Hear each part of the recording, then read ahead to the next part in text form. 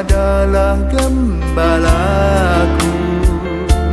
takkan kekurangan aku.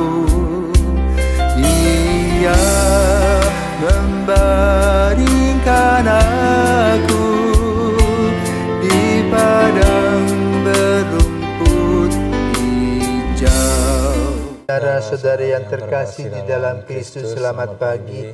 Salam jumpa lagi dalam Sabda Siap Saji. Rabu 22 November 2023, peringatan Santa Cecilia, perawan dan martir. Marilah berdoa. Dalam nama Bapa dan Putra dan Roh Kudus. Amin.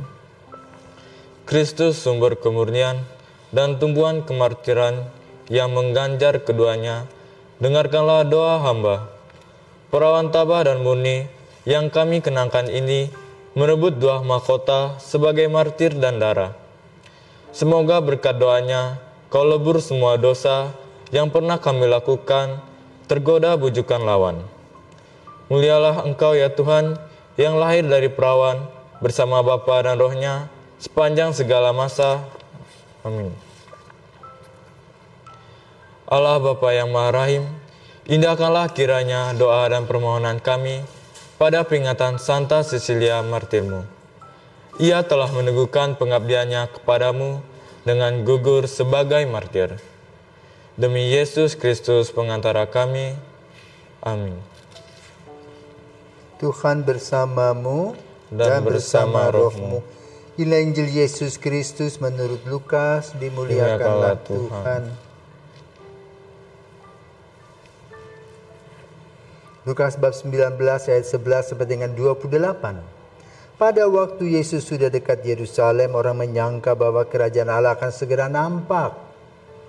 Maka Yesus berkata, ada seorang bangsawan berangkat ke negeri yang jauh untuk dinobatkan menjadi raja. Sesudah itu baru saja ia akan kembali. Maka ia memanggil 10 orang hambanya dan memberi mereka 10 mina, katanya, pakailah ini untuk berdagang sampai aku kembali. Akan tetapi orang-orang sebangsanya membenci dia, lalu mengirimkan utusan menyusul dia untuk mengatakan, kami tidak mau orang ini menjadi raja atas kami.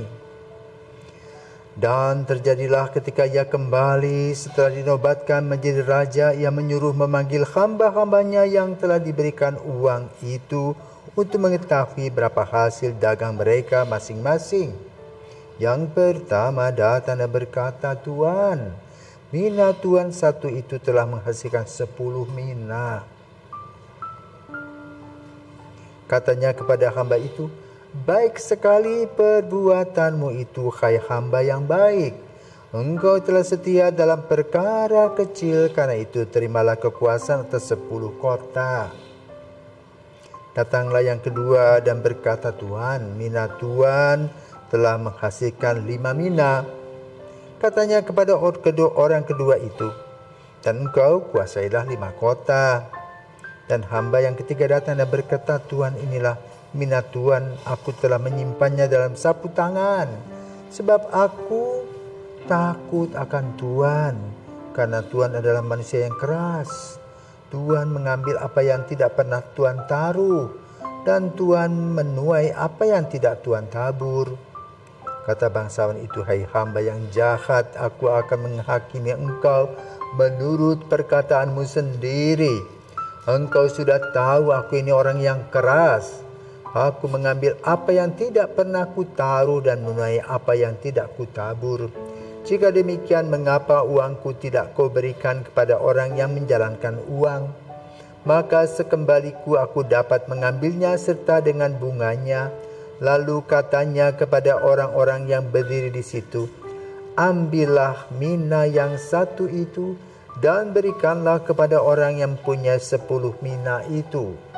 Kata mereka kepadanya, Tuan, ia sudah mempunyai 10 mina. Ia menjawab, aku berkata kepadamu, setiap orang yang mempunyai daripadanya akan diberi. Tetapi siapa yang tidak mempunyai daripadanya, akan diambil juga apa yang ada padanya. Tetapi semua seteruku ini yang tidak suka aku menjadi rajanya, bawalah mereka kemari dan bunuhlah mereka di depan mataku. Setelah mengatakan semuanya itu, Yesus mendahului mereka meneruskan perjalanannya ke Yerusalem. Demikianlah sabda Tuhan. Terpujilah Kristus. Selamat pagi Romo. Pagi Satria. Injil hari ini cukup panjang ya Romo. Panjang, amin. Saya memiliki satu pertanyaan mengenai satu kalimat yang terdapat di dalam Injil, yaitu Tuhan mengambil apa yang tidak pernah Tuhan taruh dan Tuhan menuai apa yang tidak Tuhan tabur.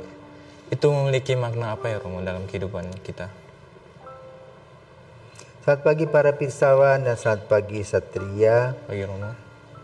Kalau kita perhatikan beberapa minggu ini, Yesus membuat perumpamaan-perumpamaan.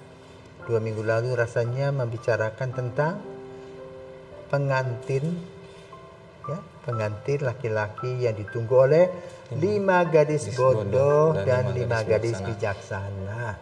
Intinya apa tuh? Berjaga-jaga. Berjaga-jaga. Lalu sesudah itu, apa lagi ya? Minggu lalu itu kita juga mendengar tentang talenta, ya.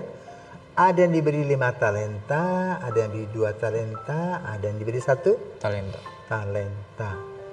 Kenapa Yesus marah untuk yang satu talenta itu? Karena dia tidak mengusahakan talentanya. Jadi dia malas, ya. Malas itu bantal setan, ya. Maka dimarahi sama Yesus. Tidak betul. Dipuji yang 5 dan 2 talenta. Nah, hari ini mirip-mirip, ya. Tentang kerajaan Allah adalah anugerah yang Tuhan berikan harus ditumbuh kembangkan, juga berdampak pada orang lain, bukan dimakan sendiri. Ya. Maka ini pada hari ini kita juga melihat hebatnya. 1 mina jadi 10 kali lipat. Ya. Yang 5 tentu juga 10 kali lipat. Hebat toh. Ya. Tetapi yang 1 tidak mengerti kebaikan Tuhan. Menyia-nyiakan waktu yang sudah lewat. Berleha-leha, tidak bertanggung jawab atas hidup. Maka ditegur.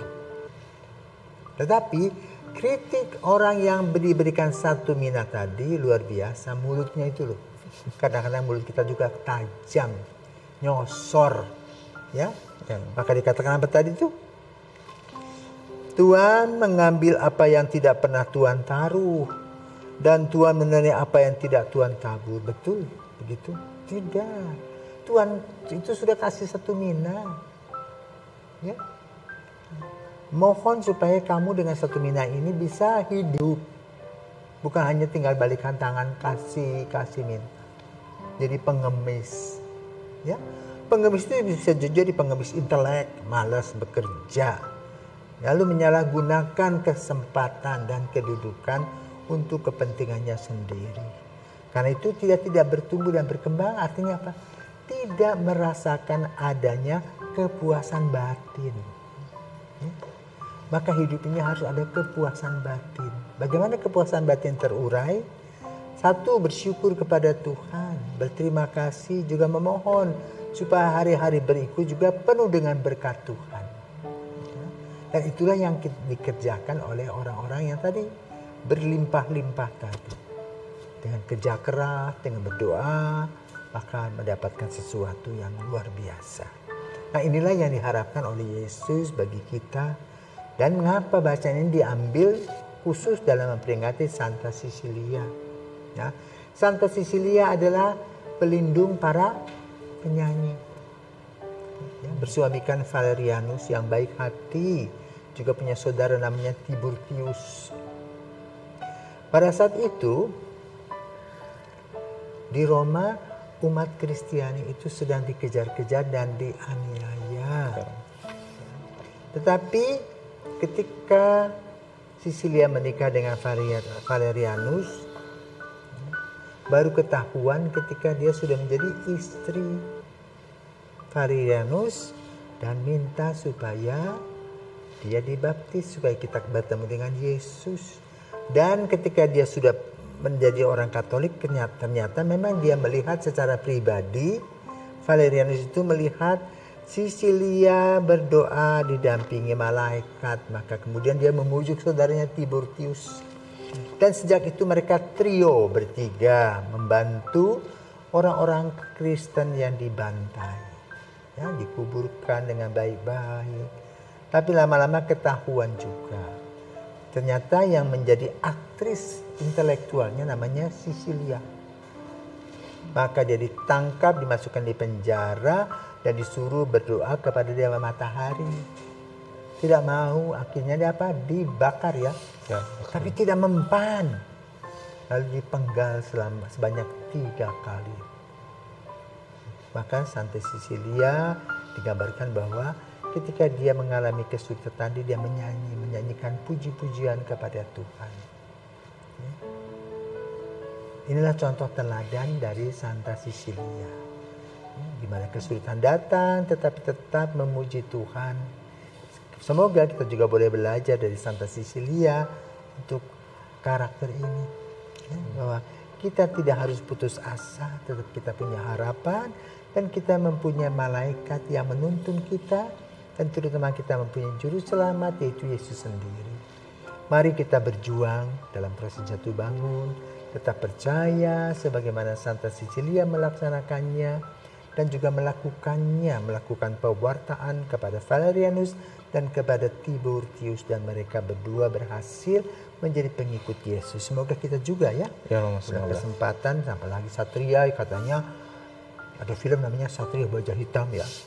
Yang militan yang ingin menjadi pemuda Kristus. Ya, semoga panggilanmu diberkati Tuhan dan selamat pagi saudara-saudara terkasih. Mohon mendoakan pemuda kecil ini supaya suatu hari boleh menjadi imam bersama teman-temannya. Ada Franz, ada Rafa di sana. Selamat pagi, Tuhan memberkati. Terima kasih Romo. Amin.